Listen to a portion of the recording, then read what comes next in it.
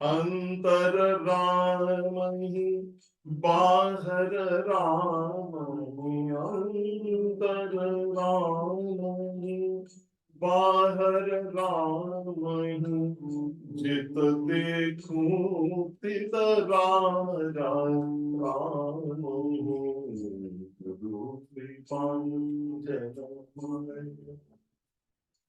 जागत राम ही सोवत राम ही, जागत राम ही सोवत राम ही, सपने में देखूं राजा राम ही, सपने में देखूं राजा राम ही, गुरु कृपांजन पायो मेरे भाई, राम बिना कछु जानत नाही, एका जनार्दन भावहीनी को, एका जनार्दनी भावहीनी को, जो दिखो सो राम सभी को, जो दिखो सो राम सभी को, कृपांजन पाए। आइए श्री रामचरितमानस में हम उसकी जो उत्तरकांड का प्रसंग चल रहा है, ये बड़ा गहन विषय है, बड़ा गंभीर विषय है। काकभूषुंडी जी जैसा अनुभवी, जिनको 27 कल्प का अनुभव है, और जो भगवान के इतना जानते हैं कि रामचरितमानस में ऐसा आया है, भगवान राम का स्वभाव जान भशुंडी शंभु गिर जाओ, अति कोमल रघुबीर स्वभाव। उसको जानने के लिए सिर्फ 3 व्यक्ति जो हैं, इसको जानने के जो, जिनको कह सकते हैं, जो इसके इस विषय के एक्सपर्ट हैं, उनमें भुषुंडी जी का नाम आता है। तो हम बड़े भाग्यशाली हैं, काकभूषुंडी जी बैठे हुए हैं वहां पर, व्यास गादी पर विराजमान हैं, और वो गरुड़ जी जो साक्षात भगवान के रूप हैं, उनके हरियान है भगवान के, जिनके जब पंख चलते हैं तो उनमें से वेदों की ध्वनि आती है, वो सामने बैठकर उनसे श्री रामचरितमानस की कथा सुन रहे हैं। ये प्रसंग है। तो पिछली बार जब मेरे को सौभाग्य मिला था, तो हमने गरुड़ जी के 4 प्रश्न, 5 प्रश्न लिए थे, 4 और 1 5 लिए थे। ये जो 5वां प्रश्न है, इसके अंदर 7 प्रश्न हैं बीच में उसके, अगर देखे जाए ये गरुड़ जी के जो प्रश्न हैं, ये हम आज दोहा 120 से इसका थोड़ा विवेचन करेंगे। अभी अभी जो रामचरितमानस की चौपाइयां गाई गई, उसमें उन्होंने कहा गरुड़ गए हो, अभी गरुड़ जी को इतनी जल्दी विदा नहीं करेंगे कि गरुड़ जी की बहुत जरूरत है, दोनों की, श्रोता वक्ता की। तो मैं ये जो आज मैं जो आपके साथ जो मैं वार्तालाप संभाषण कर रहा हूं, इसमें ये जो दोहा है 120 के बाद जो 121 तक है, ये शायद रामचरितमानस का, शायद नहीं है ही है, इसमें 37 चौपाइयां हैं, 37 चौपाइयां हैं। ये सारी रामचरितमानस में इससे बड़ा कोई, ये इतना इन कॉन्टिन्यूएशन कोई वो नहीं है, इतनी चौपाइयां इकट्ठी हैं। पहली 7 चौपाइयों में 7 प्रश्न हैं, जिसको हमारे संत लोगों ने सप्त प्रश्न गीता बोला है। तो पिछली बार का जो प्रसंग है उसके दोहे पढ़कर फिर हम आगे चलेंगे। पिछला प्रसंग था ब्रह्म पयो निधि, 120 दुआ। ब्रह्म पयो निधि मंदर, ज्ञान संत सुर आहि, कथा सुधा मथिका रही, भगति मधुरता जाई। इसमें यह बताया गया है कि जो वेद हैं, ये क्षीर सागर है, ज्ञान मंदराचल पर्वत है। आपने सुनी होगी वो क्षीर सागर की कथा, कि मंदराचल से रगड़ा गया था उसको। और संत जो है देवता है, इसमें असुर नहीं है, ये ऐसी भक्ति है। लेकिन अब जो चिंतामणि जो है, जिसका हमने पिछली बार वर्णन किया था, भक्ति चिंतामणि है, ज्ञान दीपक है, चिंतामणि तो नीरस होती है, उसमें तो कोई सरसता नहीं है ना, शुष्क होती है।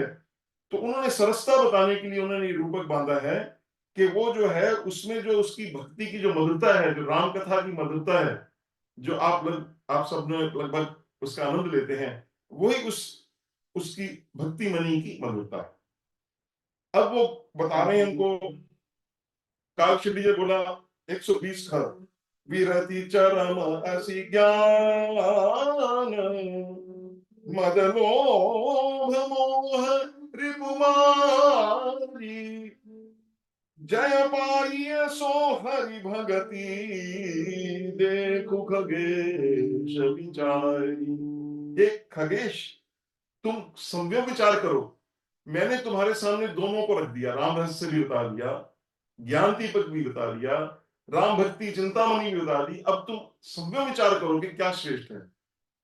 और ये भी कह दिया उन्होंने कि देखो, वैराग्य रूपी ढाल लगाकर मत लोग शत्रुओं को मारकर जो जय प्राप्त होती है वही हरि भक्ति है। अब तुम विचार करो इस पे। तो जब गरुड़ जी ने विचार किया तो उसके अंदर कुछ क्वेश्चन उठे हैं, वही हमारा आज का प्रसंग है। जब गरुड़ जी ने उसके बारे में सारा, जैसे हम कोई किसी से बात करते हैं, दो संभाषण होते हैं, तो उन्होंने कहा ऐसा मौका पता नहीं कभी आएगा कि नहीं आएगा। तो उन्होंने उसका जो विहंगम दृष्टि, उसका सिंहावलोकन किया, तो 7 प्रश्न उठे हैं।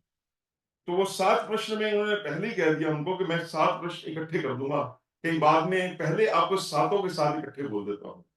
तो पुनि सप्रेम बोलऊं खगराऊ जो कृपाल मोहे ऊपर भाव। देखिए, रामचरितमानस में हमारे लिए समझने के लिए बहुत बहुत चीजें हैं, ज्ञान भी है, भक्ति है, लेकिन उसके पीछे का जो सिद्धांत है, उसके पीछे का जो प्रिंसिपल है, उसको समझना बड़ा जरूरी है। किसी भी बात का कॉन्सेप्ट क्या है उसके पीछे समझने के लिए। तो आज हम बड़े भाग्यशाली हैं, ये जो 37 जो चौपाइयां हैं, ये इसमें मानस के जितने सिद्धांत हैं उन सबको इकट्ठा किया, उसका ये सार सर्वस्व है। This is essence of total Ramcharitmanas. इसको मैं इसीलिए मैं इसके लिए बड़ी सीरियसली इसी प्रसंग को लूंगा मैं आज। सिर्फ 37 जो चौपाइयां हैं, इसको अगर आप समझ लीजिए तो ऐसा ऐसा कहा गया है कि इसी जन्म में आपको दूसरा जन्म नहीं लेना पड़ेगा, इसी जन्म में आपको परमानंद की प्राप्ति हो सकती है। इतना इतना ये डेप्थ वाला प्रसंग, और इतना ये प्रासादिक प्रसंग प्रसंग है, और इतना ये बिल्कुल क्लैरिटी है देने वाले। कामचंडी जी बैठे हैं, हम हनुमान जी से प्रार्थना करें कि हमें ये प्रसंग जो है, ये 37 चौपाई हैं, इसका जो सार सिद्धांत है, इसकी जो एसेंस है, वो हमको समझ आ जाए। तो अब समझ कैसे आती है, इसकी बड़ी विशेषता है कि जो प्रश्न कर रहे हैं वो कह रहे हैं कि आप, वो दोनों में प्रेम बड़ा जरूरी है। There must be a connection between the, जो कह रहे हैं वक्ता और श्रोता में, दोनों में कनेक्शन जब तक नहीं होगा तब तक वो भक्ति खुलती नहीं है।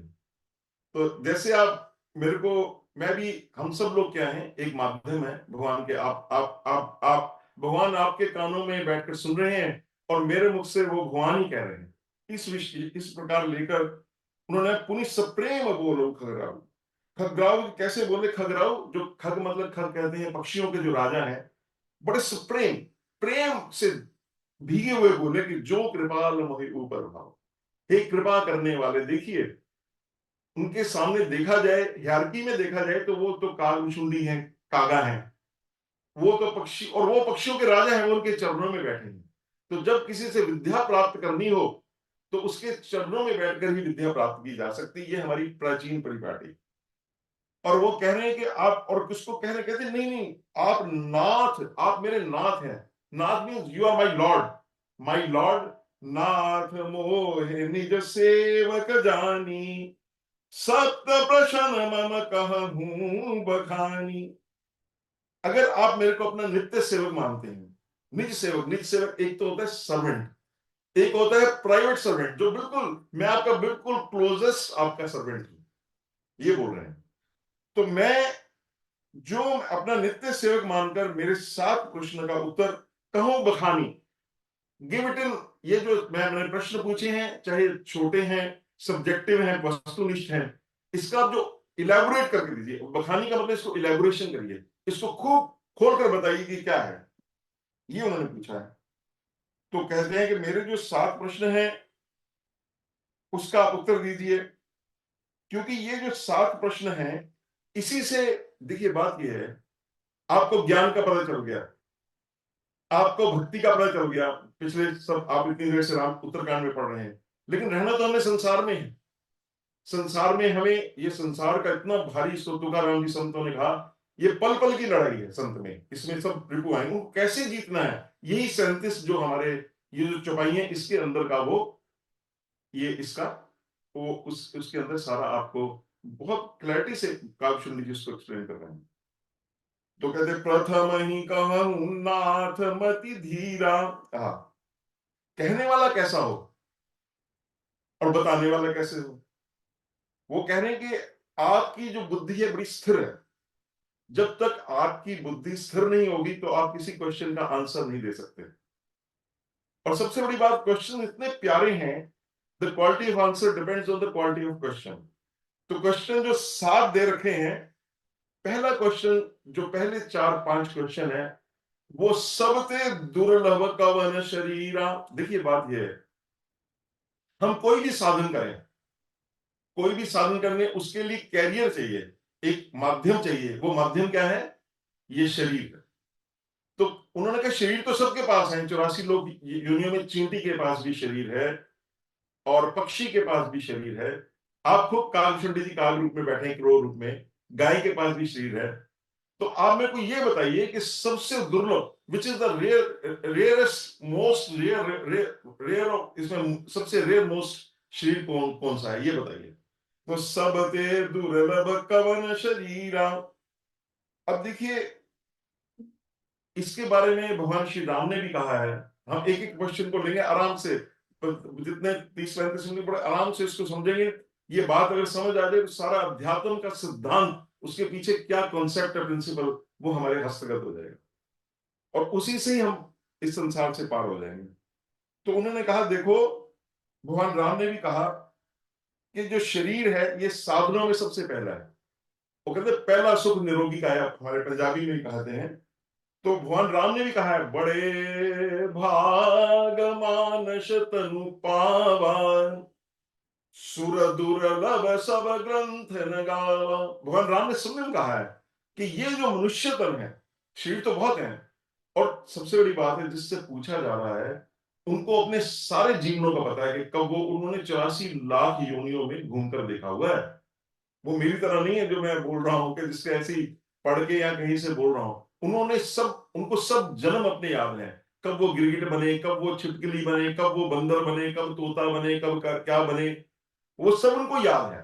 मनुष्य कब बने, मनुष्य से इसमें कैसे कैसे वो सीढ़ी से नीचे उतरे, कैसे सीढ़ी से ऊपर उतरे, ये सब चीजें वो जानने वाले हैं।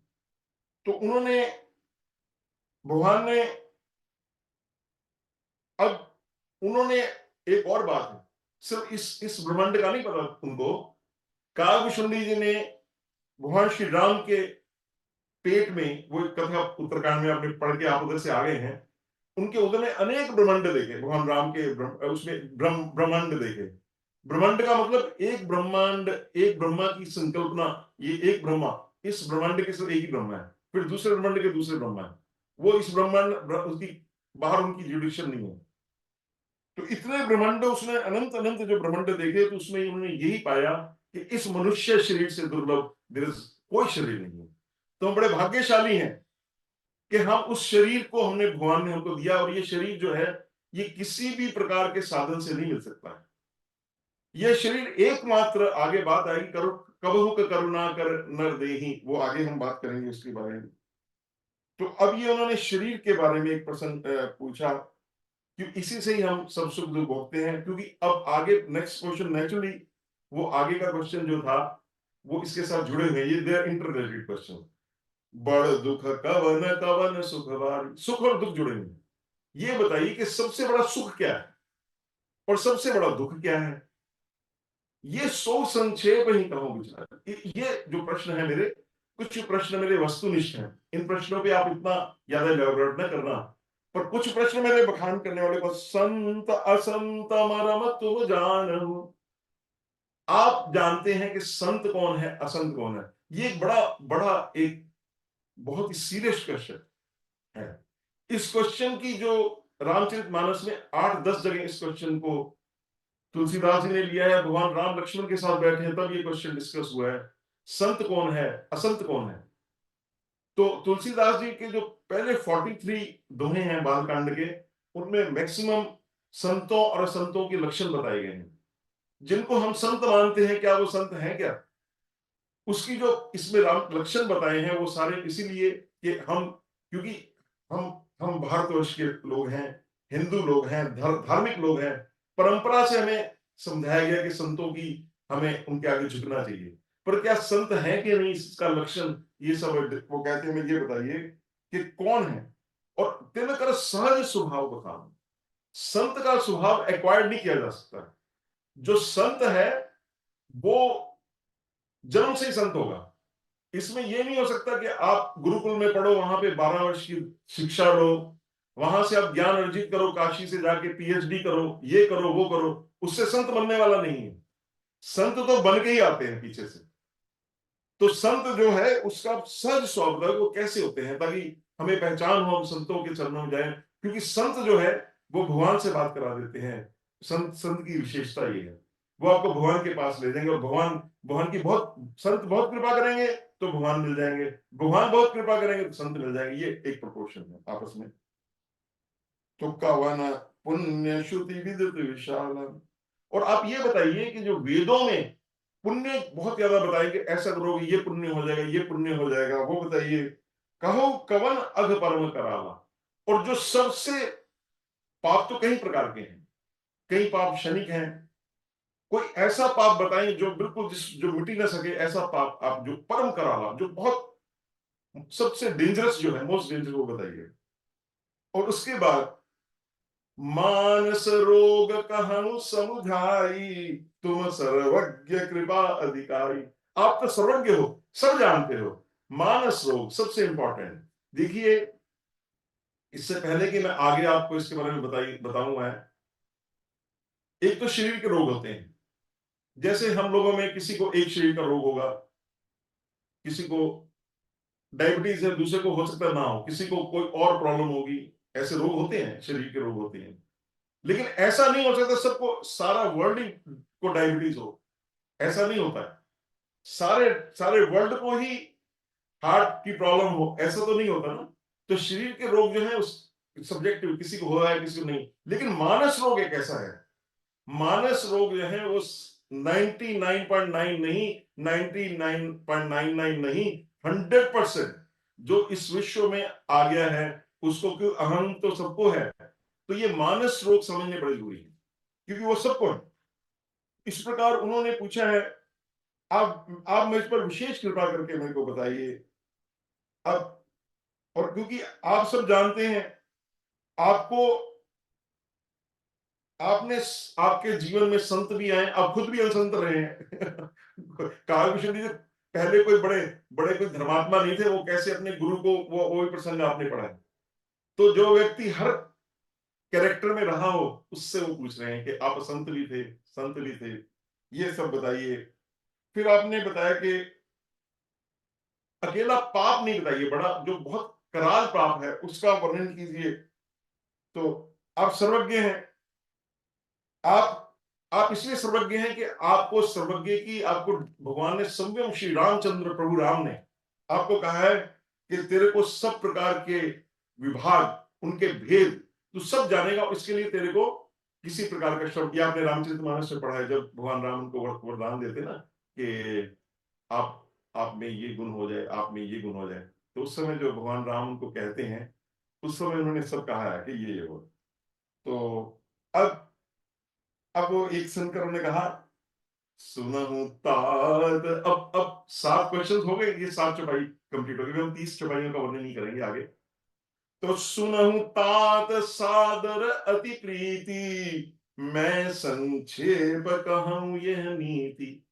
मैं आपको धर्म की नीति कहने लगा हूं, क्योंकि ये जो है कि मनुष्य शरीर के समान ये जो है मैं आपको बता रहा हूं, और देखिए बात ये है, मैं सप्रेम कह रहा हूं, सप्रेम, और दोबारा उनको बार बार कहने, जैसे मैं आपको कहूंगा कि अब आप बड़े ध्यान से, बड़े प्रेम से और बहुत आदर से ये जो 7 क्वेश्चन के आंसर सुनिए, उत्तर सुनिए।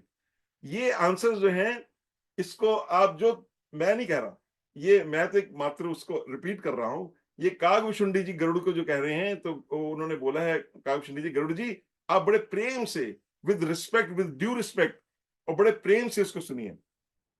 तो उस समय उन्होंने बोला है, मैं संक्षेप में मैं इनका उत्तर देता हूं कि क्योंकि ये जो आपने प्रश्न पूछे हैं, इनका संबंध नीति से है। कौन सी नीति से? धर्म नीति से। You have asked me spiritual questions. आपने कोई संसार की बात नहीं पूछी है, आपने मेरे से, आपको मेरी आवाज आ रही है? सबको आवाज आ रही है? You are getting my voice? Okay, thank you. क्योंकि वो माइक यहाँ पे थोड़ा लाइट की प्रॉब्लम है, अभी माइक चला गया है, तो मैं आपको बोल रहा हूं। सो उन्होंने कहा कि नर तन सम नहीं कवि नहीं देही, जीव चराचर जाचत तेही। नाउ द फर्स्ट क्वेश्चन था कि शरीर कौन सा दुर्लभ है सबसे, वो तो उसका उन्होंने आंसर दिया नर।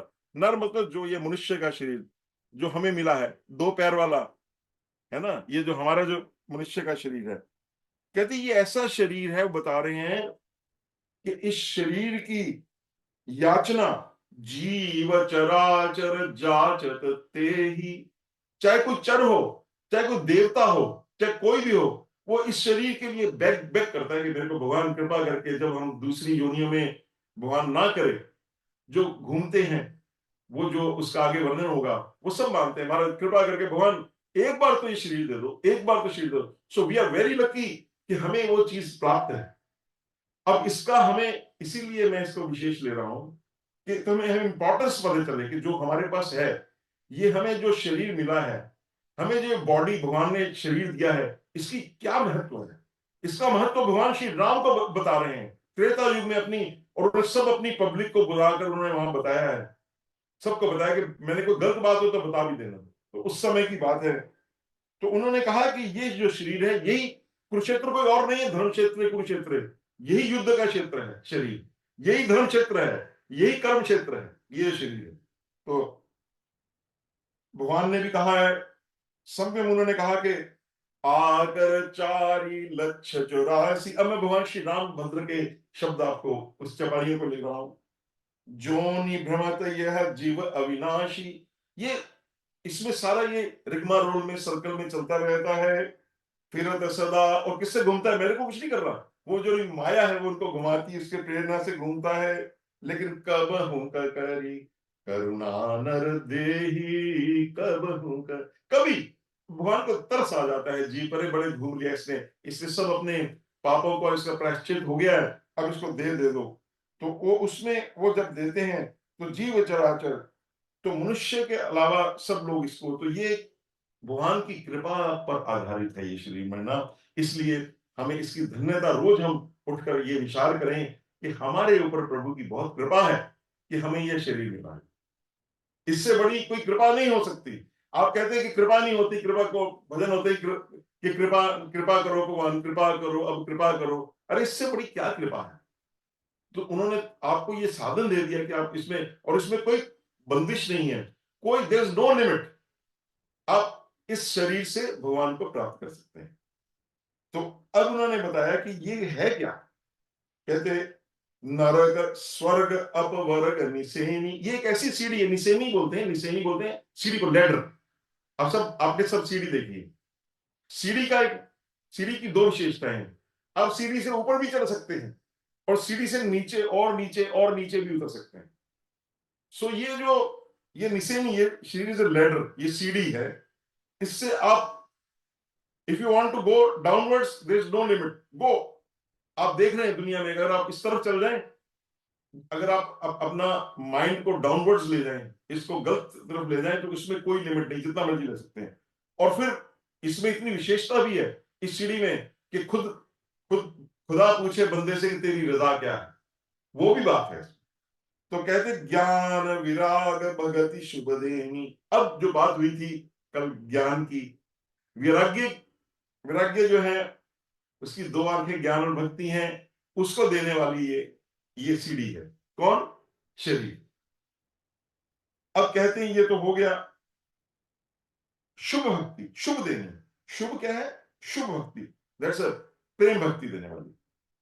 सो तनु धरी हरि भजहि न जे नर। अब कहते हैं आपको the best thing you are got, आपको जब वो शरीर मिल गया जो कि देवताओं को भी दुर्लभ है, जो ज्ञान देने वाला है, जो भक्ति देने वाला है, जो प्रेम देने वाला है, उस शरीर को जो बड़े भाग्य से भगवान की कृपा से मिला, अगर ये शरीर मिलकर आपने भगवान को नहीं पाया तो कहते धिक्कार है। वो जो उसको विषय रत में हो जाते हैं, मंद मंद तक, मतलब they fall down and they fall down, fall down, fall down, fall down, गिरते रहते हैं। उनका उनको कैसे बताया है? अब भगवान ने दिया क्या? सब संतों ने कहा कि हरि भजन करो। तो हरि भजन क्या है? कांच किरिच बदले ते नहीं करते डारी परसमणि दे। तो पारसमणि क्या है? आपने सुना होगा पारसमणि होती है कि उसको किसी भी चीज से छुआ दो वो सोना हो जाता है ना? अब आपको दी पारसमणि, ये पारसमणि भर, मतलब शरीर के साथ पारसमणि क्या है? ये भजन, हरि भजन। हरि भजन भजन बिना सुख शांति नहीं, भजन बिना सुख शांति। और भगवान शंकर कहते हैं उमा कहूं मैं अनुभव अपना, सत हरि भजन जगत सब सपना। तो ये भजन जो है ये पारसमणि है।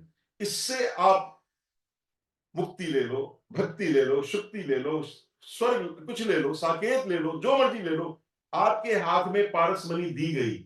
आपके माता पिता ने, आपके गुरु ने, हम सबको रामचरितमानस से समझाया कि हरि भजन करो। लेकिन अगर हम हरि भजन नहीं करते तो क्या करते हैं? हमें कोई चमकदार चीज दिखती है संसार की, एकदम हम उठे, एक चमकदार क्या दिखा? हमें कोई अच्छी मूवी दिखी, हमें कोई संसार का विषय दिखा, हमें कोई सुंदर इमेज दिखी, हमें कोई ऐसी बुक लिखी जिसका रिलीजन से कोई संबंध नहीं है, वो देखने में बड़ी चमकदार है, वो देखने में किरच बनी, किरच कहते हैं कांच का टुकड़ा, वो लोहे को सोना तो नहीं कर सकता लेकिन बहुत चमक रहा है एंड वेरी ब्यूटीफुल। आप संसार में देखिए, संसार में इतनी इतनी, आप ये जैसे हम, मैं थोड़ा संसारिक उदाहरण लूं, जैसे दुबई का एयरपोर्ट है, गोल्ड ही गोल्ड वहां के जो है वो बहुत चमकता है, बड़ा सुंदर है, लेकिन उसके अंदर अगर देखा जाए तो वो क्या है? वो वो आपको हर तरफ से आपका ध्यान भगवान से अंदर से बाहर कर देता है। तो कांच क्या करता है? कांच अगर तो आप मुट्ठी में प्रेम से दबाएंगे कांच को, कांच मिल गया बड़ा चमक है इसको दबाओ, तो कांच आपके हाथ में जख्म कर देगा। अगर वो पृथ्वी पे गिरता है तो हाथ पैर कट जाएंगे, और पेट में गया तो बस जय जय सीताराम। तो इसीलिए क्यों कह रहे हैं कि ये बहुत महामूर्खता है और इट्स हास्यास्पद है कि आपके पास, आपको पता है कि हरि भजन मैं करूंगा तो भगवान को मिल जाऊंगा, लेकिन आप हरि भजन नहीं कर रहे हैं। आप हरि भजन की जगह, मैं ये जो बात कर रहा हूं ये आपके लिए और मेरे लिए नहीं कर रहा हूं, एक यूनिवर्सल ट्रूथ है। और अगर हम हरि भजन कर रहे हैं, ठीक है, अगर हम 2 घंटे कर रहे हैं, वी हैव टू बी, हमें ज्यादा बढ़ाना चाहिए, क्योंकि भक्ति का जो सबसे बड़ा दर्शन है, कभी समय लगा तो मैं दीदी से प्रार्थना करूंगा, मीना भाभी से, नारद भक्ति दर्शन सूत्र में, उसमें 84 सूत्र दिए हैं। तो भक्ति है क्या? उसमें भक्ति का वो जब व्याख्या करते हैं तो कहते हैं एक क्षण के लिए भी भगवान को विस्मरण करना वो वो भक्ति नहीं है। एक क्षण भी भगवान विस्मरण ना होना ये भक्ति है। So whatever we are doing towards भगवान की तरफ हम कर रहे हैं, उसको और बढ़ाया जाए, और जितना भगवान सब जानते हैं हमारी कमी है, घर के काम है, सब कुछ है, लेकिन उसको जितना बढ़ाए ये वो कह रहे हैं। अब ये क्वेश्चन हो गए। अब क्वेश्चन ये आगे आ गया कि आपने दुख और सुख के बारे में समझ लिया कि अभी नहीं, अभी आगे है नहीं दूर, ये सुख दुख के बारे में बात हो रही है। नहीं दुरिद्र सम दुख जग माही, और संत मिलन सम सुख जग नाही। अब यहां पे जो सबसे बड़ा दुख क्या है? निर्धनता, पॉवर्टी जिसको कहते हैं, है ना? तो लेकिन अगर ये सबसे बड़ा दुख होता तो ये कहा जाता कि सब इतना, अगर आपके पास एक बिल गेट्स जितना पैसा हो तो जो सबसे परम सुख है, ऐसा नहीं कहा उन्होंने। उन्होंने ये कहा, नहीं दरिद्र सम दुख जग माही, संत मिलन सम सुख जग नाही। तो ये जो दुख है ये और भी दुख है। वो दुख कौन सा है? वो आपने उसमें आप पढ़ा, आपने जब आप पीछे ज्ञान में, मोह दरिद्र निकट नहीं आवा। तो सबसे बड़ा दुख क्या है? वो मोह है। तो इस प्रकार से इसकी दुख की व्याख्या आती है। तो ये मोह जो है सकल व्याधिन कर मूला है। मोह, मोह के बारे में बहुत विशेषता से आएगा। अब कहते सबसे ज्यादा सुख क्या है? संत मिलन सम सुख जग नाही। तो जो संत है, जो आपको भगवान के चरणों में जिसके जिसके साथ बैठकर, ये आप आपस में एक दूसरे संत ही हैं। आप जो वो एक चौपाई पढ़ते हैं, वो दूसरी चौपाई पढ़ते हैं, वो श्री राम जय जय राम करते हैं, ये करते हैं, ये आप आपका जो ये बन रहा है, ये संत समागम इसको कहा जाता है हमारे शास्त्रों में। भजन का, जैसे भी भजन गाए गए सब भगवान के प्रति वैराग्य परक, राम परक, भक्ति परक जो भी कुछ किया गया, तो कहते ये जो सुख है आपका जो मिलने का, ये शायद, अगर मैं गलत ना हूं, आप अपने परिवार में या कहीं और पार्टीज जैसे भी हम जाते हैं, उसमें ये सुख नहीं है जो आप बैठकर अभी हम भगवान की चर्चा कर रहे हैं। ये जो सुख है संत, और जो शुद्ध संत मिल जाए, भगवान आपके सामने नारद जी आ जाए, आपके सामने वशिष्ठ जी आ जाए, तो जो सुख होगा, जो सुख होत गोपाल ही गाए, सो सुख होत गोपाल ही। जो उनके गाने में सुख है भगवान का, वो तो सुख बहुत है। लेकिन बितु कहते भक्ति स्वतंत्र सकल सुख खानी, और बिनु सतसंग न पावहि प्राणी। ये भक्ति ऐसे नहीं मिलती है। ये जो आप कार्य कर रहे हैं इसी को बढ़ाएं। जो आप कार्य कर रहे हैं इसको बार बार उसका समन करें, और जैसे अब प्रसंग हो उसके बाद आपस में विचार जुगाड़ी जैसे कहते हैं उसकी बात बात करें।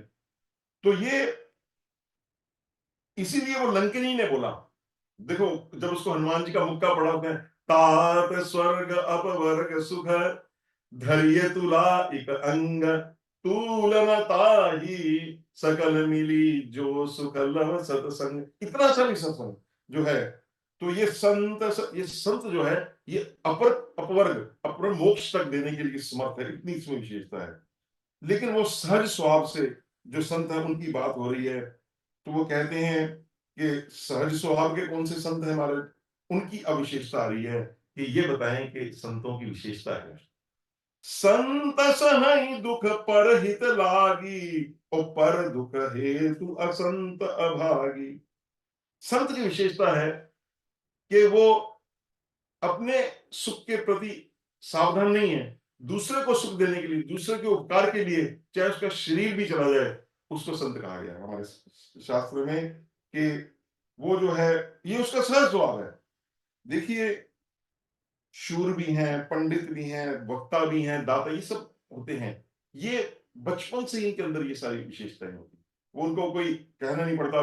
संतों की आप पढ़ें, विवेकानंद जिनकी भी आप पढ़ें, मीराबाई का पढ़ें, बचपन से इनको सहज स्वभाव होता है। तो उनमें विशेषता ये होती है कि परोपकार करने वाले होते हैं जो, और परोपकार करने के लिए उनके होते हैं, उनका अपना, उन्होंने अपना हृदय का मैल भी साफ करा और दूसरे के हृदय के मैल भी साफ करते हैं। और उनका जो वाणी में भगवान के लिए उनका मन जो है सब जो है परमात्मा के स्मित किया कार्य होता है। वो इतने बड़े होते हैं कि दूसरे को भी परमात्मा के समीप पहुंचा देते हैं। मन वाणी से, कृति से, हर प्रकार से परोपकार करते रहते हैं। ऐसा उनका जन संत सहज स्वभाव, ये उनका संत स्वभाव होता है। अब कहते ये जो संत असंत है ना, ये जो सुख दुख, ये दोनों इकट्ठे चलते हैं। जहां पे संत होंगे वहां पे असंत भी होंगे। तो असंत क्या करते हैं? कहते वो भी बड़ा जोर लगाते हैं, वो जितना ये करते हैं, वो क्या करते हैं दूसरों को दुखाने। संत तो इसलिए दुख सहते हैं कि दूसरे का परोपकार हो जाए, और असंत क्या करते हैं इसलिए दुख सहते हैं ताकि दूसरा भी दुख में पड़े। कहने का भाव कि ये दोनों में अंतर है। दोनों दुख सहते हैं। संत तो इसलिए दुख सहते हैं कि दूसरे का भला हो जाए भाई, और जो असंत होते हैं वो, जैसे उन्होंने इसमें फिर वो आगे उन्होंने उन्होंने आगे एग्जांपल देंगे आप, ताकि ये जो कंसेप्ट है ना, इतने आसान नहीं है। मैं इतने थोड़े से समय में, मेरे को ये बड़ा मुश्किल है कि मैं अपने आप ही समझ लूं इस चीज को। और समझना अलग बात है, उसको जीवन में उतार दूं। ये जो है एसेंस है, आप मानिए मेरी बात, इसको बार बार अगर समय लगे, ये सार सिद्धांत जी 37 चौपाइयां आप इसका नित्य नियम अगर पाठ करें तो आपको बहुत आनंद आएगा। अब वो बता रहे हैं कि कितने होते हैं। अब शूर्पणखा ने अपनी नाक भी कटा ली, अपने भाई भी मरवा दिए, तब भी उसको चैन नहीं पड़ी, फिर वो रावण के पास पहुंच गई। तो ये अपनी नाक कटवा कर भी दूसरे अपने पर सारा वो कष्ट लेके भी दूसरों के पास जाते, ऐसे असंत होते हैं, इनको असंत कहा जाता है। और उसका मैं एग्जांपल दिया है, भूर्ज तरु सम संत कृपाला, परहित नीति सह विपति विशाला। भूर्ज कहते हैं भोज, भोज का भोजपत्र होते हैं, उसके ट्रीज होते हैं। ये ट्रीज अगर आप इधर ऊपर जाएं, बद्रीनाथ को जाएं, इधर गंगोत्री साइड जाएं, चोपटा जगह आती है, वहां पर आपको ये ट्रीज मिलेंगे। उसकी क्या वो ट्रीज की विशेषता है, उसकी जो ऊपर की छाल होती है, the skin of the tree, वो इतनी नरम और मुलायम होती है कि हमारे जितने पहले कागज तो होता नहीं था, तो जितने हमारे शास्त्र लिखे जाते थे वो भोजपत्र में लिखे जाते थे। स्वामी खड्डानंद जी ने बताया कि वो इतना बड़ा भोजपत्र लेके आए कि वो पूरा बिस्तरे पे बिछ सकता था। तो वो क्या है, अब जो भोजपत्र है उसकी जितनी जितनी छाल उतरती है उसको कष्ट नहीं होता, पेड़ को कष्ट होता है, लेकिन भगवान ने उसको क्या, वो एक देर देर की इसमें गुण दे रखा है, उसकी बहुत दीर्घायु, पेड़ों की बहुत बहुत ज्यादा उम्र होती है। उससे उल्टा वो परहित नीति सह विपति विशाला कि अपने सारी वो अपनी स्किन उतार के दे देते हैं, दधीची जी की तरह। सन, एक सन होती है, सन क्या होती है, वो भी कष्ट सहती है, भुज भी कष्ट सहता है, लेकिन सन जो होती है वो क्या करती है, उसकी भी खाल खींची जाती है, उसको कहा जाता है, उसकी रस्सी बनती है। जो सन जिसको बोलते हैं, सन सन की एक रस्सी बनती है, वो भी कष्ट सहती है, लेकिन वो उसकी उम्र कुछ नहीं होती, वो तो खत्म हो जाती है बस। तो इस प्रकार से उन्होंने बताया कि संत जो होते हैं वो भी कष्ट सहते हैं, अपना शरीर होम कर देते हैं, लेकिन भगवान के नजरों में प्यारे होते हैं, और उनकी विशेष उम्र होती है। उम्र का भाव ये कि उनकी यश कीर्ति जो है वो अक्षुण्ण होती है। आप जितने भी संत देखेंगे उनके शरीर में, पांडव देखिए, पांडव देखिए कितना उन्होंने कष्ट डाला है, और भी हमारे संत कितना शरीर के, परमहंस रामकृष्ण गले में कैंसर हो गया, कितना कष्ट डाला, लेकिन वो आज के दिन में भी उनकी दिग दिगांतर में उनकी यश कीर्ति फैली हुई है, कितने उनके फैले जाते हैं। तो इस प्रकार खल बिनु स्वार्थ पर अपकारी, अब वो क्योंकि ये बड़ा समझा रहे हैं तुलसीदास जी को ना, ये खलों से बड़ा इनको वास्ता पड़ा है, और गुरु जी ने बोला भी है कि समझा दो, तो उन्होंने अब आगे एक्सप्लेन कर रहे हैं कि खल बिनु स्वार्थ पर अपकारी, अहिमूषक इव सुनु उर्गारी, पर संपदा विनाशी न साही, अर्जिनी ससी हति हिम उपल विनाही। अब देखिए, उन्होंने दो एग्जांपल दिए, हर एक चीज के एग्जांपल आपको क्लियर कर रहे हैं। अब सांप है, सांप जो है आपके रास्ते में आपको काट जाएगा, और वो आपका, वो जो है आपका बहुत क्रूर होता है, सांप की नेचर होती है, आप उसको ऐसे उठा के रखें वो अपनी नोचर नहीं चढ़ेगा। लेकिन वो कह रहे हैं कि जो खल है ना, सांप तो किसी बात पे काटता है, सांप तब काटता है जब उसके ऊपर पैर आ जाए या उसके रास्ते आप आ जाए, तब काटता है। लेकिन जो खल है असल, वो बिना बात के काटेगा, हर समय काटेगा। ये उन्होंने खल की विशेषता। और और दूसरे के काटने में सांप का तो कुछ, उसका कोई स्वार्थ नहीं है, उसको कोई मिलने वाला, को दूध नहीं मिलने वाला, आपको काट के उसने दूध निकाल लिया, कोई चीज को मिलने वाला कुछ नहीं मिल रहा, वो किसका स्वार्थ है। लेकिन जो दुर्जन है वो भी बिना स्वार्थ के ही दूसरों का विनाश करते रहते हैं, उनको चाहे उसमें कोई मिले ना मिले, उनका ये नेचर है। अब कहते हैं इसी प्रकार से चूहा है, आपने देखा होगा, हमारे आपके तो चूहे नहीं होंगे, बाहर के यहाँ बहुत चूहे हैं। वो चूहे क्या करते हैं, आपके आपके पेपर काट देंगे, आपका फूड आपका खराब कर देंगे, ये करते रहेंगे, वो हर समय कोई हानि करते हैं। उसमें कुछ उनकी स्वार्थ बुद्धि है, उनको कुछ खाने को चाहिए, कपड़े कागज काट के उन्होंने अपना थोड़ा घर बनाना है, कोई बिल बनानी है, there is some motive behind it. लेकिन खल जो है वो बिना बात के काटेगा, वो आपका नुकसान करेगा, इधर भी करेगा उधर भी करेगा, हर प्रकार से आपका नुकसान करेगा। फिर उन्होंने एक और एग्जांपल दिया इसमें, ओलों का एग्जांपल दिया। अब देखिए, ओला जब ऊपर से गिरता है, हमारे आज जो ओले गिरे हैं यहाँ पे हमारे चंडीगढ़ में जहां पे मैं हूं, ओला जब गिरता है तो वो क्या करता है, अपने आप गल जाता है, लेकिन फसल को नुकसान कर जाता है। तो इस प्रकार से उन्होंने उसकी तीन एग्जांपल दिए हैं तो जब दुष्ट का उदय होता है, अब देखिए हमारे संसार में जब जब दुष्ट का उदय हुआ, किसका हुआ? हिटलर का। व्हेन दे आर डोमिनेंट, जो डोमिनेंट होते हैं सारे संसार की, उसने हिस्ट्री चेंज कर दी। वर्ल्ड वॉर 2 हुई, आप सब जानते हैं, और भी सब अभी भी कई ऐसे हैं अब किसी का नाम क्या लें, तो कहते हैं वो है ऐसे अदम ग्रह हैं, वो केतु की तरह हैं, वो तंग करते हैं, लेकिन संत उदय संतत हितकारी, लेकिन संत का उदय, द राइज ऑफ सेंट, अगर संत के हाथ, अब देखिए हमारे सामने पॉलिटिकल बात नहीं है, एक संत है हमारे योगी जी, मोदी जी भी संत ही आप समझिए, वो कुछ भी कर रहे हैं, हमें उनके पॉलिटिक्स से कुछ नहीं लेना है, लेकिन वो हमारे लिए कितना कार्य हो रहा है हमारे धर्म के लिए, सनातन, तो वो जो संत जो होते हैं, ये तो एग्जाम्पल है, वर्ल्डली एग्जाम्पल है, तो संत जब राइज करता है, when the Sant is dominant, तो वो सारे विश्व को सुख करने देने वाला होता है, जैसे चंद्र और सूर्य। तो अब देखिए संत का उदय कैसा है। चंद्रमा जो उदय होता है वो दिन में उदय हो तो अच्छा नहीं लगता, ठीक आप जानते हैं।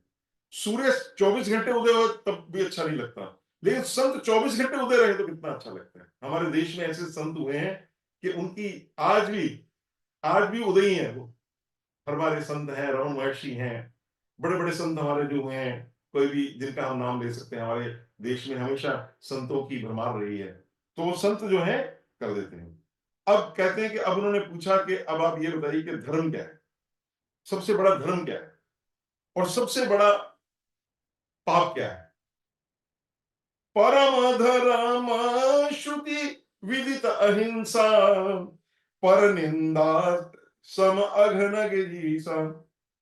जो वेदोक्त अहिंसा है, जिसमें किसी भी प्रकार की जो अहिंसा ना हो, वो किसी को, देखो अहिंसा कई प्रकार, ये नहीं कि किसी जानवर को मारना वो अहिंसा है, किसी के द्वारा मरवाना, उसको सपोर्ट करना, ये सब हिंसा है।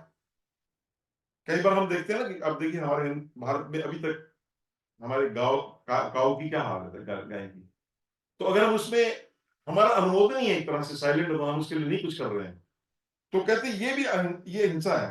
तो कहते परम धर्म, ये सबसे बड़ा धर्म यही है कि हम किसी प्रकार की अपने, और हिंसा कई प्रकार की हो सकती है, हम किसी को शब्द से उसको वो कर सकते हैं, उसको ट्रबल कर सकते हैं, वो हिंसा कर सकते हैं शब्द से, बोलने से।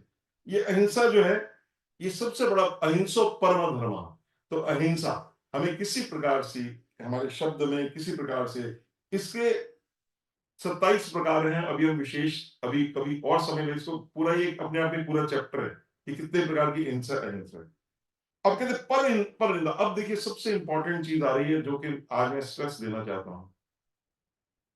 पर निंदा को उन्होंने उन्होंने ये नहीं कहा कि काम सबसे बड़ा पाप है, ये नहीं कहा कि क्रोध सबसे बड़ा पाप है, ये नहीं कहा कि लोभ सबसे बड़ा पाप है। पर निंदा, पर निंदा क्या होती है? पर निंदा ये होती है, देखिए एक निंदा होती है, एक चुगली होती है आज इसको हम थोड़ा एक्सप्लेन करते हैं, निंदा क्या है। चुगली तो ये होती है कि कोई बात ठीक है, वो जैसे किसी का स्वभाव खराब है, उसकी जाके आप कहोगे यो इधर इस तरह रहा, इस तरह रहा, ये तो चुगली होगी। निंदा ये है कि वो बंदा ठीक ठाक है, बंदे में कोई ऐसा गुण नहीं है कि जो, मतलब निंदा का भाव ये है, ये जो सबसे खतरनाक चीज ये है कि जैसे आजकल चल रहा है, वो व्यक्ति ठीक ठाक काम कर रहा है, लेकिन हम कहीं नहीं जी नहीं, वो तो गलत आदमी है, वो तो उसने उसने पैसे खा लिए, हालांकि उस बेचारे ने कुछ किया नहीं। ये जो पर निंदा है ना, इसके बारे में हमारा धर्म बहुत इज वेरी स्ट्रिक्ट। जो जिसने कुछ किया ही नहीं उसके ऊपर तोहमत लगाना, उसके ऊपर कहना, ये जो है ना, इसको उन्होंने पर्वत राज बताया कि सब पापों का वो, इट्स बिग, वो इतना बड़ा माउंटेन है कि आप उसको दूर नहीं कर पाएंगे। तो हमें अपने मत्सर से, किसी के प्रति हमारी हमारी जेलसी हो, किसी के प्रति हमारा द्रोह हो, कपट हो, डहा हो, ये सब चीजें जो हो, इनका जो, ये हमें नहीं करने चाहिए। क्यों नहीं करने चाहिए? अब इसको उन्होंने एक्सप्लेन किया है कि अगर आप कौन कौन सी निंदा करोगे तो आपको कौन कौन सा फल मिलने वाला है। हरि गुर निंदक दादुर होई, जन्म सहस्र पावतन सोई। जो हरि की निंदा करता है, गुरु की निंदा करता है, वो कहते हैं मेंढक बनता है। आप जानते हैं मेंढक कीचड़ में होता है। इसके बारे में रिसर्च की गई कि जब मेंढक की, आप जानते नहीं है कि मेंढक कीचड़ में होता है, जब उसका शरीर शांत हो जाता है, वो भी कीचड़ में ही शांत होकर उसके अंदर से फिर मेंढक प्रकट हो जाता है। आपने शायद देखा नहीं होगा, मेंढक की कई आईज होती हैं, एक ये दो, वो क्या उसके, वो जब जल पड़ता है कीचड़ सूख जाता है, मेंढक मर जाता है। फिर दोबारा टर टर बारिश का मौसम आता है, फिर उसकी टर टर शुरू हो जाती है। वो क्या है, उसकी उम्र बड़ी लंबी है। जो हरि गुरु की निंदा करता है ना, उसको उसकी निकासी नहीं होती, वो उसमें भुगतता रहता है, उसकी उसको जन्म सहस्त्र पाव, हजारों जन्म भी उसको ये इसमें पाए जाते हैं। इसका वैज्ञानिक प्रमाण भी है। अब उन्होंने बताया कि जो ब्राह्मण की निंदा करता है, ब्राह्मण जो ब्रह्मरत है, जो कुछ नहीं कर रहा बेचारा, भगवान का नाम ले रहा है हमारे संसार में, वो सब उसको कहते हैं देखो जी क्या पखंड कर रहा है, तिलक लगा रहा है, ये कर रहा है। वो अगर कोई ऐसा करेगा तो कहते कितने प्रकार के नरक हैं, वो कहते कोई गिनती नहीं है, वो बड़े बड़े प्रकार के नरक हैं। और फिर कहते वो क्योंकि काम काम करता है तो कहते कौवा बनता है। अब देखिए, उन्होंने पहले बोला था कि मैं कौवा हूं, लेकिन मैं अनबायस्ड, पर बिना बगैर लाग लपेट के न्यूट्रल होकर बात कर रहे हैं कालचंडी जी। धन्यवाद ऐसे नागकृष्ण जी को। सुरश्रुति निंदक जे अभिमानी। हमारे, अब देखिए, हमारे देश में ही ऐसे लोग हैं जो रामचरितमानस की उसको फाड़ रहे हैं, उसके बारे में कहना नहीं चाहिए, और जो कुछ कर रहे हैं अभिमान से, नहीं जी हमें सब पता है, तुलसीदास जी को क्या पता था। वो जो ऐसे लोग हैं जिनको ये भाव है कि वो जो निंदा करते हैं अभिमान से कि हमें सब पता है, देवताओं की निंदा करते हैं, श्रुतियां वेदों की निंदा करते हैं। आप देख रहे हैं हमारे, गो टू द न्यूज, वो कहते हैं ऐसी नरक में पड़ेंगे कि वो फिर बाहर नहीं आएंगे, रौरव नरक में पड़ेंगे। अब वो रौरव नरक क्या है, चलो ये इसकी कभी फिर हम व्याख्या करेंगे हैं। और रौरव नरक में कितने उसके पार्ट्स हैं, कि एक एक कलप, एक एक में रहना पड़ता है वो सारा। और जो संत की निंदा करते हैं वो क्या बनते हैं, कहते उल्लू बनते हैं। ओ ही अलूक संत निंदारत, मोह निशा प्रिय ज्ञान भानुगत। उनको हर समय, जो संत की निंदा करते हैं उनको ये लगता है कि मैंने आंखें बंद कर, मैं देख रहा, रात को उनको लगता है कि दिन चढ़ गया है, वो अपनी निंदा करते रहते हैं, अपने आप को, अपने मन को प्रसन्न रखते हैं, इसी में ही अपने आप को धन्य मानते हैं। वो रात को उल्लू है, रात को जागता है, वो अपने आप इसी में बड़ा प्रसन्न रहता है। तो ऐसे जो है, तो कहते हैं, और जो सबकी निंदा करते हैं चाहे कोई भी हो, सबके नहीं वो भी खराब है, ये भी खराब है, वो भी खराब है, वो फिर उल्टे लटक जाते हैं, चमगादड़ बन जाते हैं। ऐसा, तो इस प्रकार कुछ मेंढक बन जाते हैं, कुछ कुछ काम बन जाते हैं, काम काज जो करते हैं, कुछ उल्लू बन जाते हैं, है ना, जो मुख की निंदा करते हैं। वो, और जो चमगादड़ आपको पता है वो मुंह से ही एक्सक्रीट करता है, इतना उसका बुरा उल्टा लटका हुआ है। तो इसलिए ये जो निंदा है, इसका उन्होंने उन्होंने कहा था इसको बड़ा विस्तार से, ये जो प्रश्न है उन्होंने थोड़ा डिटेल में लिया, हमने भी इसको थोड़ा डिटेल में ले लिया। अब जो सबसे इंपॉर्टेंट है, वो जो प्रसंग आएगा वो है मानस रोग। अब थोड़ी सी 8-9 चौपाइयां रह गई है, मैं इसको प्रसंग को, हालांकि जितना मैं इसको संक्षिप्त कर सका वो मैं कर पाया। तो उन्होंने कहा सुनो तात, अब सुनो तात, अब दोबारा बोल रहे तात, अब तुम ध्यान से दोबारा सुनो। अभी तक जो मैंने तुम्हें बताया वो तो तुम्हें मैंने सब बता दिए, तुम्हारे 6 क्वेश्चन थे। अब जो मैं तुम्हें बताने लगा हूं वो तुम्हें बता रहा हूं मानस रोग। जैसे मैंने शुरू में आपको निवेदन किया कि शरीर का, किसी भी प्राणी के शरीर में किसी को डायबिटीज एक रोग हो सकता है, कोई दूसरा है उसको एक और रोग हो सकता है जी। लेकिन ऐसा नहीं हो सकता सारे वर्ल्ड, पूरे संसार को, सारे संसार को एक ही रोग हो जाए। अभी पीछे कोरोना गया, ठीक है, उसने बहुत लोगों को अपने शिकंजे में लिया, लेकिन सारा वर्ल्ड, पूरा यूनिवर्स को कोरोना नहीं हो सकता। लेकिन उससे भी ऊपर एक रोग है, वो कौन सा रोग है, मानस रोग। मानस रोग, मानस रोग जो है वो 100% लोगों को रोग व्याप्त है। बड़े बड़े संत भी हैं, उनको ये भाव रहता है कि मैं हूं ना। जब उनको सिंहासन पे बिठाते हैं ना, जब उनकी शोभा यात्रा निकलती है तो कहते नहीं, उनको थोड़ा सा आप जरा छेड़ के देखो किसी संत को, तो कैसे वो कहेंगे जी आपको तो कुछ नहीं आता, ऐसे बोलिए किसी बड़े संत को, तो वो वो कैसे आपको टूट के पड़ेगा, क्योंकि वो अभिमान। तो ये मानस रोग जो है ये सबसे खतरनाक है। और रामचरितमानस में जो भक्ति करेगा, जो ज्ञान और भक्ति दोनों का समन्वय करके चलेगा, जब राम की कृपा होगी, भजन करेगा, तो ये मानस रोग कैसे जाएंगे, ये सबसे डिफिकल्ट है। बाकी सब निकल जाएंगे। आप ये कर सकते हैं कि आप किसी की निंदा मत करें, आप ये कर सकते हैं आप किसी को दुख ना दें, ये सब हो सकता है। लेकिन मानस रोग को निकालने के लिए बड़ी विशेष ऑपरेशन चाहिए। It requires a very delicate operation. अब उसमें उन्होंने बताया कि देखो, बाकियों में तो बहुत ज्यादा उसमें ये इधर से ये इधर से इधर से ब्रांचेस हैं, लेकिन कहते हैं विशेषता ये है मानस रोग बड़ी आसानी से निकल सकते हैं। कैसे? मोह सकल व्याधि नगर मूला, मोह सकल व्याधि नगर मूला, मोह सकल व्याधि नगर मूला। तो मोह कहते हैं जो दैट अटैचमेंट जिसको कहा गया है, ये कहते सब व्याधियों का जड़ है। अगर आपने, हमारे चंडीगढ़ में पहले कांग्रेस ग्रास होती थी, इन्होंने बड़ी कोशिश करी उसको काट देते थे ऊपर से, सारे चंडीगढ़ में कांग्रेस ग्रास निकली नहीं। वो हमारे जो गेहूं आई थी ना, जब हमारे देश में गेहूं की कमी हो गई थी 66 64 में आफ्टर चाइना, वो जो कांग्रेस ग्रास उस गेहूं के साथ आई थी, इट वाज नॉट यहाँ की थी, वो निकलती नहीं थी। फिर निकली कैसे? उसको उन्होंने कहा कि इसको रूट से निकाला जाए, take it from the roots. तो जब वो रूट से निकालिए तो मोह जो सकल व्याधि का जो मूल है ना, ये जितनी प्रकार की मानस व्याधियां हैं, चाहे किसी प्रकार की है, आपको किसी से डाहा है, अहंकार है, मत्सर है, किसी प्रकार का क्रोध है, लोभ है, ये है, वो है, जो भी है, ये कहते हैं इसकी जो जड़ है वो मोह है। इसको, मोह को कैसे निकालना है, इसकी सारी प्रक्रिया आगे बताई। तो कहते मोह, कहते इनसे बहुत क्या क्या निकलता है। कहते अब देखिए क्या क्या निकल रहा है, पहले तो आप समझिए। इस हमें हमें कई बार ऐसा होता है, हम उस चीज में फंसे हुए हैं लेकिन हमें नहीं पता।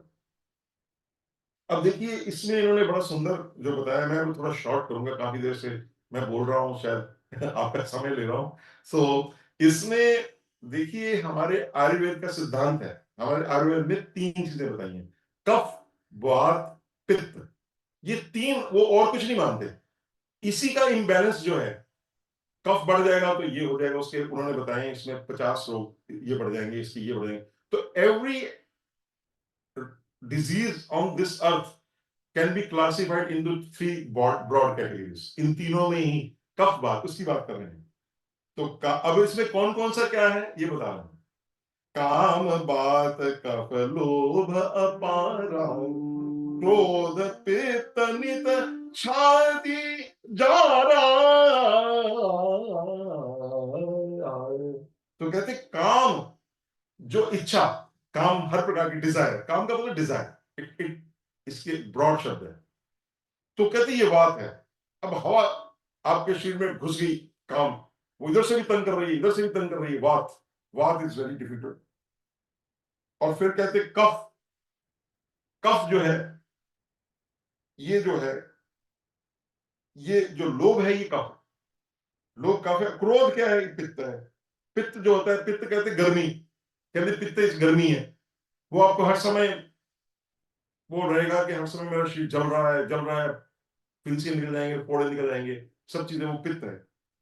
कहते ये तीनों जो है ना अपने आप में बड़े खतरनाक है। तीनों, काम, क्रोध और लोभ। लेकिन ये इकट्ठे हो गए ना तीनों भाई अगर इकट्ठे हो जाए, पहले अपने आप में ये बड़े कलाकार हैं, और ये बात पित्त का।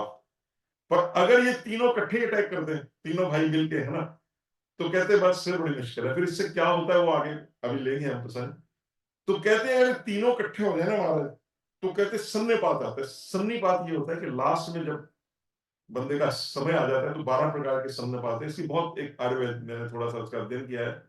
तो वो जो जब सन्निपात होता है, ज्वर होता है ना, तो फिर कहते हैं जी बस, डॉक्टर कहते हैं जी अब तो भगवान के भरोसे घर ले जाइए इसको। वो ऐसे इससे आपको ज्वर आएंगे, वो उतरता ही नहीं है सब। तो ये तीनों इकट्ठे हो जाते हैं, काम क्रोध लोभ सब नाथ नरक के पंथ, ये उन्होंने बोला है, हनुमान जी ने बोला। तो कहते ये सब जो है, अब फिर दोषों में लोभ जो कफ है, ये बहुत, आपने कफ देखा, कफ कहते जी कफ हो गया, इज कफिंग, लेकिन वो कफ निकलता नहीं है। तो वो कई बार तो उसके लिए एक्सप्लोरेशन, वो कफ की मेडिसिन देते हैं कि बाहर किस तरह से निकल जाए।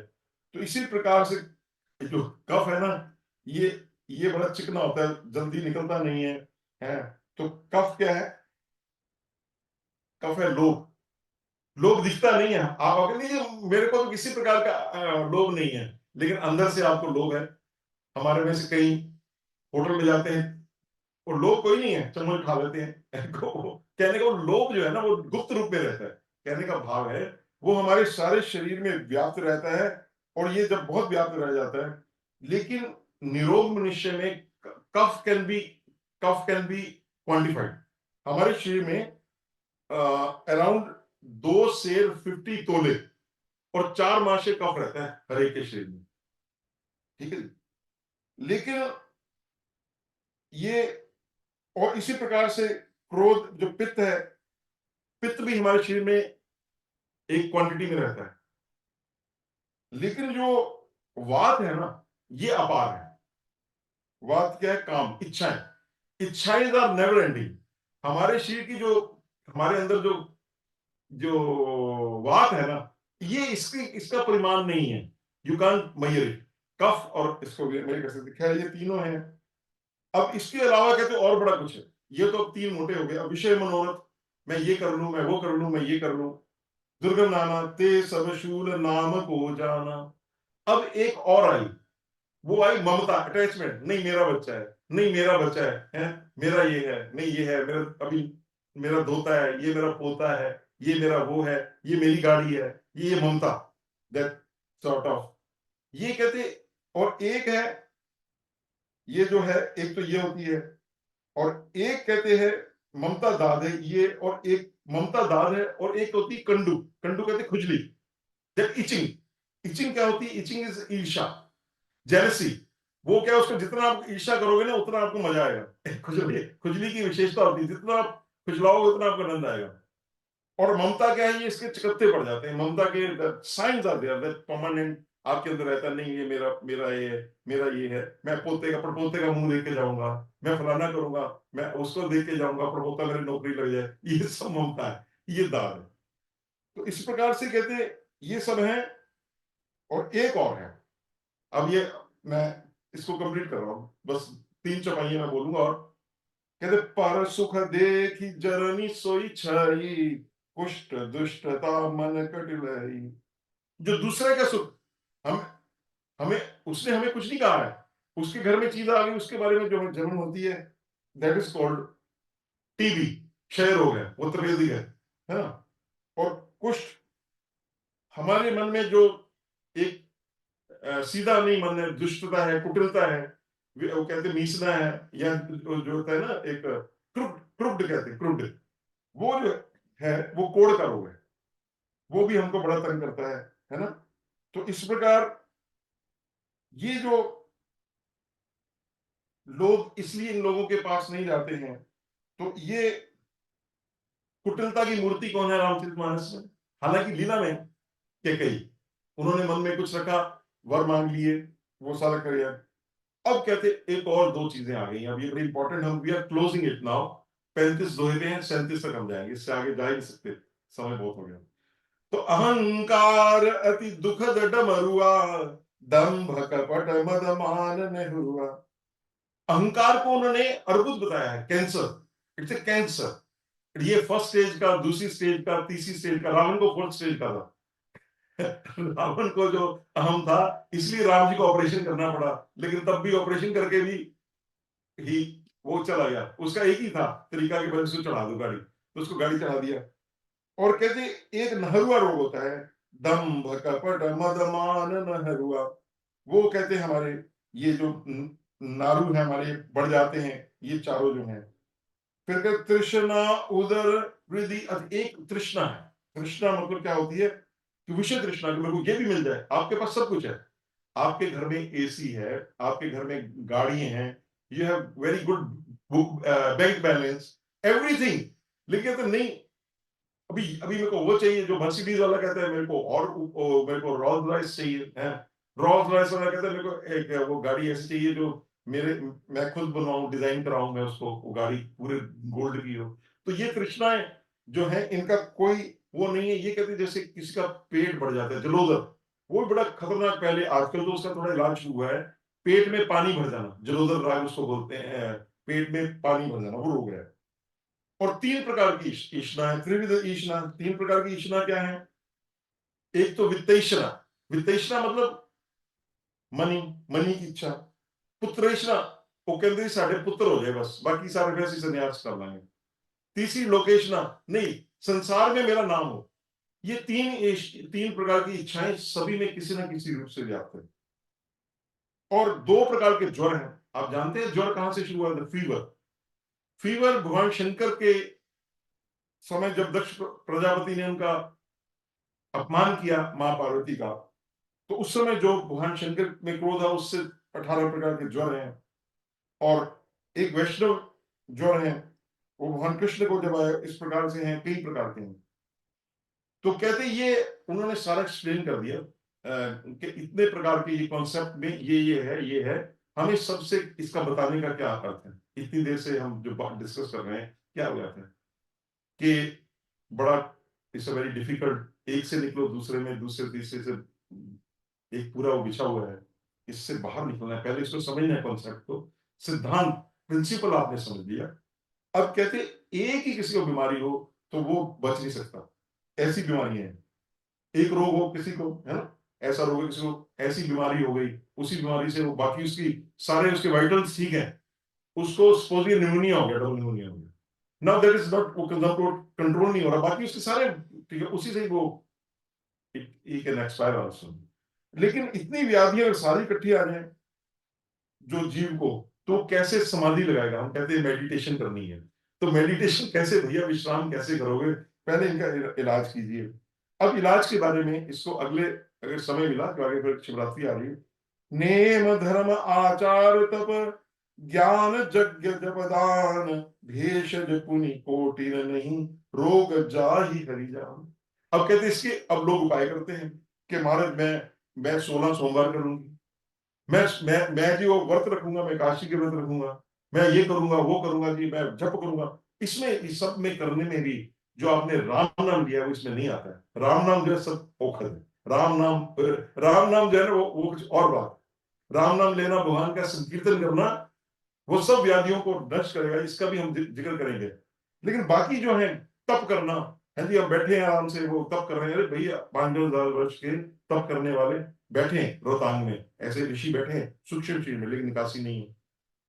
तो कहते ये जितना मर्जी कर लो, ये करोड़ों प्रकार की औषधि हैं। लोग बताते हैं आप ऐसे करो जी, वहां कोयला डाल दो, वहां ये कर लो, वहां ये कर लो, नदी में बहाओ, ये कर लो। ये करोड़ों प्रकार के उपाय हैं, उनमें कुछ थोड़ा बहुत शायद आपको आराम भी आ सकता है, इसमें कोई शक नहीं है, सब बने हुए हैं, लेकिन वो जाएंगे नहीं रोग, वो रोग दब जाएंगे।